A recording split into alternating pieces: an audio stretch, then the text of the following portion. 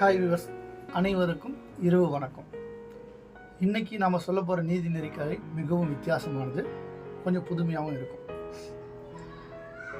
அடர்ந்த காட்டில் சிங்கராஜா வசிச்சுட்டு வந்தது. சிங்கராஜாவை பார்த்து எல்லா மிருகமும் பயம். எல்லா மிருகமும் பயந்துக்கிட்டு ஒரு மீட்டிங் போட்டுடுச்சு. மீட்டிங்கில் சிங்கராஜாவை யாராவது ஒருத்தர் தோக்கடிக்கணும் அப்படின்னு அவங்களுக்குள்ள ஒரு போட்டி.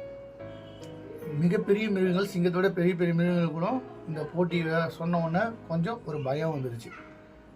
யாருமே சிங்கத்தை எதிர்த்து போட்டி போடுறது தயாராக இல்லை.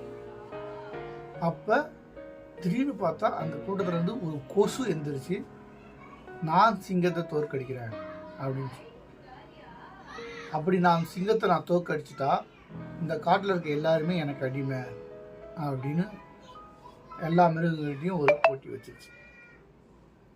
ஓகே, நாளைக்கு அதுக்கான வேலையை தொடங்கலான்னு சொல்லிட்டு சிங்கராஜாவை போட்டிக்கு போட்டு எப்படி தோற்கடிக்கணும் அப்படின்ற ஒரு முடிவோட அங்கேருந்து எல்லாரும் கலைஞ்சு போகிறாங்க. அடுத்த நாள் கொசு நேராக காட்டில் படுத்து உறங்கிட்டு இருந்த சிங்கராஜா கிட்ட போய், ஏய் சிங்கம், நீ இன்னும் அவ்வளோ பெரிய ஆளா? நீ வேணால் காட்டுக்கே ராஜாவாக இருக்கலாம். நான் இன்னைக்கு உன்னைய தோற்கடிக்க வந்துடுறேன். உன்னால் என்னைய கொல்ல முடியாது. நீயும் நானும் இப்போ சண்டை போட்டுக்கலாம் அப்படின்னு. அதுவே சிங்கம் வந்துட்டு, ஏய் சின்ன பையா, நான் கர்ஜிஜா நீ தாங்குவியாடா? நீங்களாம் என்னை சண்டை கிளைக்கிறியா? பேசாமல் போடா அப்படின்னு சொல்லி சிங்கம். ஆனால் அந்த கொசு விடுற மாதிரி தெரியல. ஏன்னா போட்டி போட்டு வந்துருச்சு. எப்படியும் சிங்கத்தை சண்டை கலைச்சாங்க. அதுக்கு ஒன்று சிங்கத்தை பார்த்து சொல்லுது, என்னது கர்ஜிக்கிறியா? நீ கர்ஜிக்கிறது எப்படி தெரியுமா இருக்குது? இந்த ஏழைங்க வீட்டிலலாம் பெண்கள் சண்டை போடுவாங்கள்ல, நல்லா சத்தம் போட்டுக்கிட்டு, அப்படி இருக்குது உன்னோட இது. பெண்கள் மாதிரி நீ கத்துற, நீ ஒன்றும் ராஜா மாதிரி இல்லை அப்படின்னு. முன்னே சிங்கத்துக்கு கோவம் வந்துருச்சு. கோவத்தை தூண்டி விட்டுருச்சு கொசு. சிங்கம் சும்மா இருக்குமா?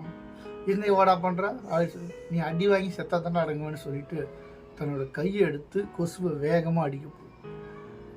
அதை சுதாரிச்சிட்ட கொசு அங்கேருந்து நோந்துக்குச்சு. இப்படியே 4 டைம் 5 டைம் பண்ண கொசு அங்கேயும் இங்கேயும் ஓடி ஓடி தப்பிச்சுது.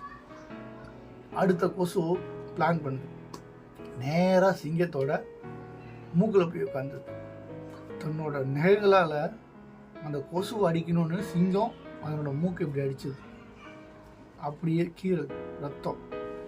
உடனே கொசு அங்கேருந்து இந்த பக்கம் அந்த பக்கம் மாறி மாறி உட்கார, சிங்கமும் தன்னோட கொடிய நகத்தினால போட்டு அது அடிக்கிறோன்றதே தெரியாமல் போட்டு அடிச்சு ரத்தம் சுட்டுது. சிங்கம் டயர்டாயிடுது, வீழ்ந்தது சிங்கம். இதுக்கு மேலே நம்ம சண்டை போட்டால் நம்மளை உயிருக்கு ஆபத்துன்னு அமைதியாகிடுது. இதை எதிர்பார்த்த கொசு சந்தோஷத்தில் என்ன பண்ணுறேன்னே தெரியல. சிங்கத்தையே சாச்சிட்டோம்ல, இது எப்படியாவது எல்லாத்துட்டையும் சொல்லுன்னு கண்ணு முன்னு தெரியாமல் பறந்துட்டு நேராக போகுது. வழியில் ஒரு சிலந்தி வழியில் மாட்டிக்குது.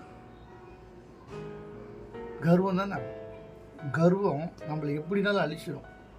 நம்பிக்கை வெற்றி பெற வைக்கும். ஆனால் நம்பிக்கை கர்வமாக மாறும்போது அது நம்மளை எந்த அளவுக்கு அழிக்குமோ அந்த அளவுக்கு அழிச்சிடும்.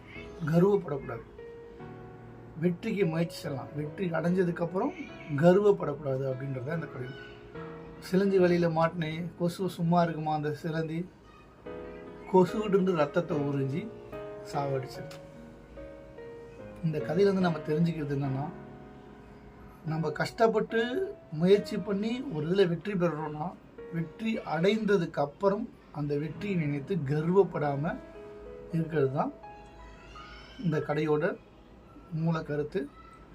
அனைவரும் வெற்றி பெறணும், கடினமாக உழைக்கணும்.